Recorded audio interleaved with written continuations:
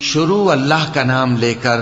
جو بڑا مہربان نہایت رحم والا ہے۔ مومنو، اگر تم میری راہ میں لڑنے اور میری خوشنودی طلب کرنے کے لیے مکے سے نکلے ہو تو میرے اور اپنے دشمنوں کو دوست نہ بناؤ۔ تم تو ان کو دوستی کے پیغام بھیجتے ہو اور وہ دین حق سے جو تمہارے پاس آیا ہے منکر ہیں، اور اس وجہ سے کہ تم اپنے پروردگار یعنی اللہ تعالیٰ پر ایمان لائے ہو، پیغمبر صلی اللہ علیہ وآلہ وسلم کو اور تم کو جلا وطن کرتے ہیں۔ تم ان کی طرف پوشیدہ پوشیدہ دوستی کے پیغام بھیجتے ہو، اور جو کچھ تم مخفی طور پر اور جو علل اعلان کرتے ہو وہ مجھے معلوم ہے، اور جو کوئی تم میں سے ایسا کرے گا وہ سیدھے رستے سے بھٹک گیا۔ اگر یہ کافر تم پر قدرت پالیں تو تمہارے دشمن ہو جائیں، اور ایذا کے لیے تم پر ہاتھ بھی چلائیں اور زبانیں بھی، اور یہ چاہتے ہیں کہ تم کسی طرح کافر ہو جاؤ۔ قیامت کے دن نہ تمہارے رشتے ناتے کام آئیں گے اور نہ اولاد۔ اس روز وہی تم میں فیصلہ کرے گا، اور جو کچھ تم کرتے ہو اللہ اس کو دیکھتا ہے۔ مسلمانوں،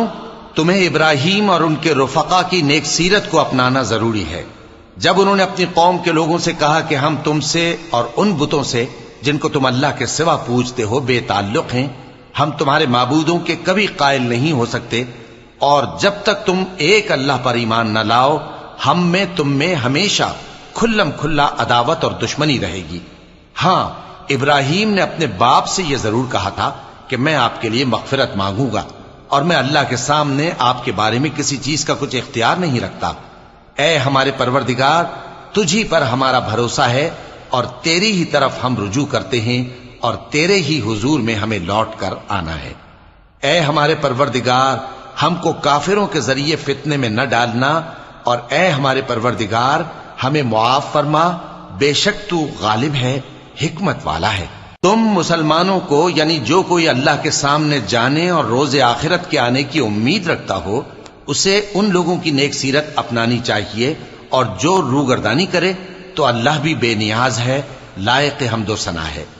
عجب نہیں کہ اللہ تم میں اور ان لوگوں میں جن سے تم دشمنی رکھتے ہو دوستی پیدا کر دے، اور اللہ قادر ہے، اور اللہ بخشنے والا ہے، مہربان ہے۔ جن لوگوں نے تم سے دین کے بارے میں جنگ نہیں کی اور نہ تم کو تمہارے گھروں سے نکالا، ان کے ساتھ بھلائی اور انصاف کا سلوک کرنے سے اللہ تم کو منع نہیں کرتا۔ اللہ تو انصاف کرنے والوں کو دوست رکھتا ہے۔ اللہ انہی لوگوں کے ساتھ تم کو دوستی کرنے سے منع کرتا ہے جنہوں نے تم سے دین کے بارے میں لڑائی کی اور تم کو تمہارے گھروں سے نکالا اور تمہارے نکالنے میں اوروں کی مدد کی۔ تو جو لوگ ایسوں سے دوستی کریں گے وہی ظالم ہیں۔ مومنوں، جب تمہارے پاس مومن عورتیں وطن چھوڑ کر آئیں تو ان کی آزمائش کر لو، اور اللہ تو ان کے ایمان کو خوب جانتا ہے۔ سو اگر تم کو معلوم ہو کہ وہ مومن ہیں تو ان کو کفار کے پاس واپس نہ بھیجو کہ نہ یہ ان کو حلال ہیں اور نہ وہ ان کو حلال ہیں، اور جو کچھ انہوں نے ان پر خرچ کیا ہو وہ ان کو دے دو، اور تم پر کچھ گناہ نہیں کہ ان عورتوں کو مہر دے کر ان سے نکاح کر لو،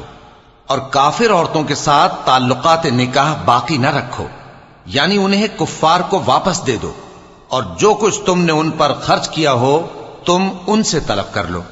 اور جو کچھ انہوں نے اپنی عورتوں پر خرچ کیا ہو وہ تم سے طلب کر لیں۔ یہ اللہ کا حکم ہے جو تم میں فیصلہ کیے دیتا ہے، اور اللہ جاننے والا ہے، حکمت والا ہے۔ اور اگر تمہاری بیویوں میں سے کوئی تمہارے ہاتھ سے نکل کر کافروں کے پاس چلی جائے اور اس کا مہر وصول نہ ہوا ہو، پھر تم ان سے جنگ کرو اور ان سے تم کو غنیمت ہاتھ لگے، تو جن کی بیویاں چلی گئی ہیں ان کو اس مال میں سے اتنا دے دو جتنا انہوں نے خرچ کیا تھا، اور اللہ سے جس پر تم ایمان لائے ہو ڈرتے رہو۔ اے پیغمبر صلی اللہ علیہ وآلہ وسلم، جب تمہارے پاس مومن عورتیں اس بات پر بیعت کرنے کو آئیں کہ نہ تو اللہ کے ساتھ شرک کریں گی، نہ چوری کریں گی، نہ بدکاری کریں گی، نہ اپنی اولاد کو قتل کریں گی، نہ اپنے ہاتھ پاؤں کے درمیان کوئی بہتان باندھ لائیں گی، اور نہ نیک کاموں میں تمہاری نافرمانی کریں گی، تو ان سے بیعت لے لو اور ان کے لیے اللہ سے بخشش مانگو، بے شک اللہ بخشنے والا ہے، مہربان ہے۔ مومنوں، ان لوگوں سے جن پر اللہ غصے ہوا ہے دوستی نہ کرو، کیونکہ جس طرح کافروں کو مردوں کے جی اٹھنے کی امید نہیں، اسی طرح ان لوگوں کو بھی آخرت کے آنے کی امید نہیں۔